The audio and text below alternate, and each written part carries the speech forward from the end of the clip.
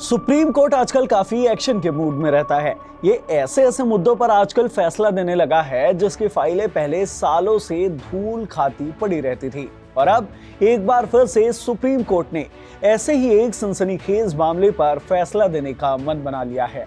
ये मामला है आर्टिकल 361 का। संविधान के इस अनुच्छेद के कारण ही देश के राष्ट्रपति और राज्यपाल को वो पावर मिलती है जिसके चलते ना तो उनके खिलाफ कोई जांच हो सकती है और ना ही उन्हें गिरफ्तार किया जा सकता है। लेकिन अब एक महिला की पिटीशन के चलते सुप्रीम कोर्ट ने इस आर्टिकल को रिव्यू करने का फैसला ले लिया है। तो चलिए इस वीडियो में बात करते हैं इसी अनुच्छेद 361 के बारे में। जानते हैं कि आखिरकार इस अनुच्छेद के कारण क्यों राष्ट्रपति और राज्यपाल की गिरफ्तारी नहीं की जा सकती और क्यों एक महिला को इस अनुच्छेद से इतनी परेशानी है कि वो सुप्रीम कोर्ट तक पहुंच आई है और इस आर्टिकल के रिव्यू करने की मांग कर रही है। Hello everyone, I am Himanshu and you are watching uncut.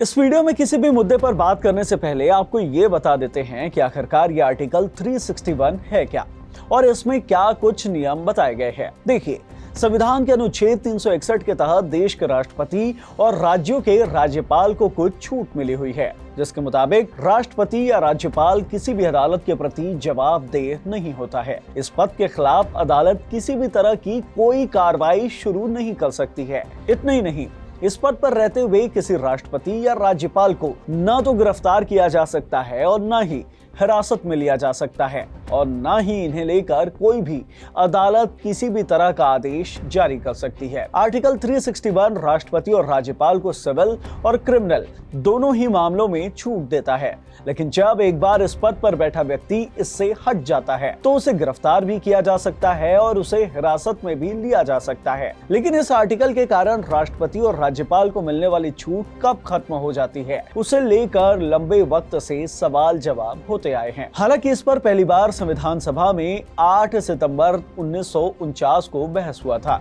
लेकिन उस वक्त इसे जस के तस शामिल कर लिया गया था। लेकिन अब एक बार फिर इस आर्टिकल 361 को लेकर जवाब सवाल होने शुरू हो गए हैं। पश्चिम बंगाल की एक महिला सुप्रीम कोर्ट से मांग कर रही है कि आर्टिकल 361 से जो राष्ट्रपति और राज्यपाल को छूट मिली हुई है उसमें छेड़छाड़ जैसे मामलों से छूट हटा लेनी चाहिए। यानी कि अगर राज्यपाल या राष्ट्रपति के ऊपर इस तरह का आरोप लगता है तो उस पर जांच होनी चाहिए।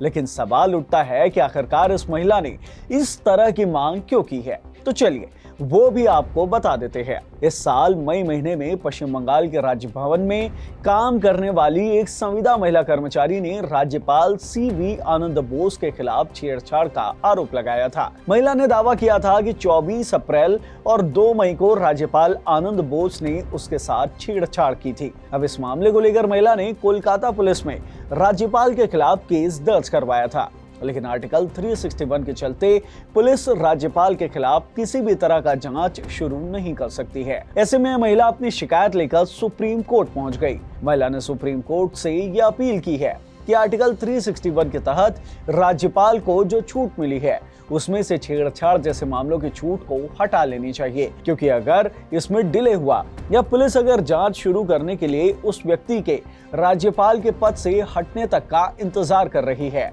तो फिर पीड़िता को तत्काल इंसाफ नहीं मिलेगा। हालांकि महिला की शिकायत पर राज्यपाल आनंद बोस के खिलाफ राजभवन के अंदर एक इंटरनल इंक्वायरी की गई थी जो पुडुचेरी के रिटायर्ड जज डी रामा बथीरन ने की थी। इस इंक्वायरी में राज्यपाल आनंद बोस को क्लीन चिट दे दी गई थी। इस इंक्वायरी की जांच रिपोर्ट में बताया गया था कि महिला के आरोप निराधार हैं और उसके लगाए आरोप कई तरह के संदेह पैदा कर रहे हैं। ऐसे में महिला ने सुप्रीम कोर्ट का रुख कर लिया। महिला सुप्रीम कोर्ट से मांग कर रही है कि छेड़छाड़ जैसे मामलों की जांच को आर्टिकल 361 से अलग किया जाना चाहिए ताकि पुलिस राज्यपाल के खिलाफ इस मामले में जांच कर सके।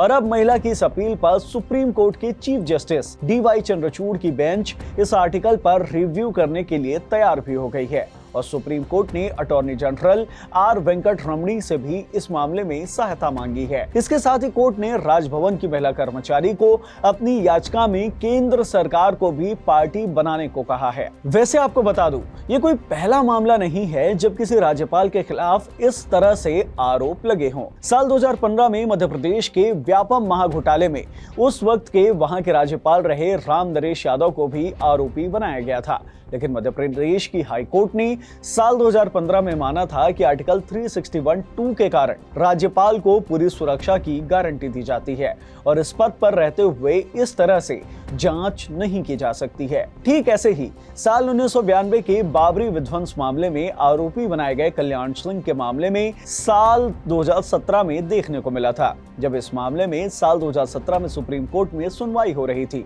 तब कल्याण सिंह ने राजस्थान के राज्यपाल थे। ऐसे में सुप्रीम कोर्ट ने कहा था कि आर्टिकल 361 के तहत राज्यपाल को तब तक ही छूट मिल सकती है जब तक वो पद पर रहते हैं।